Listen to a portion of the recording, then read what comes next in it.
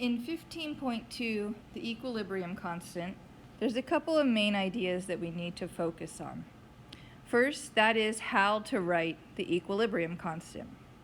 The equilibrium constant K is given by the concentration of the products raised to their stoichiometric coefficients divided by the concentration of reactants raised to their stoichiometric coefficients. So the only thing that really matters in solving for K are the stoichiometry of the reaction and the concentrations, equilibrium concentrations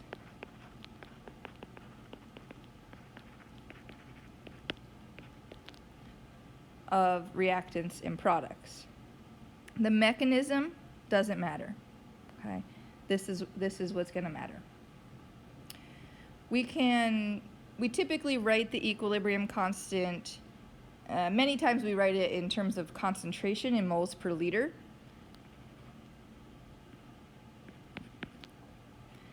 But we can also write this in terms of pressure in atmospheres using this expression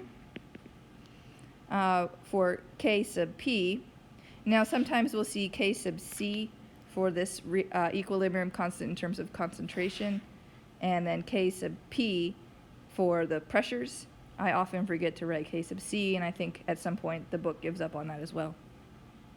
But in any case, these are the the pressures associated with the reactants and products, and this is for gaseous reactants and products only.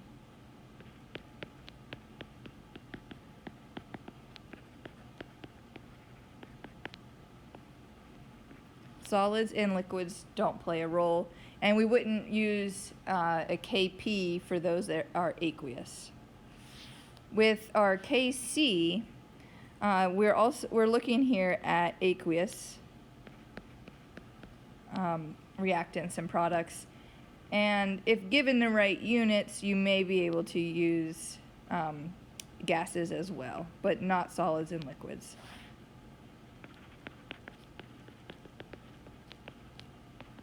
Those that are pure solids and liquids do not show up in the equilibrium constant.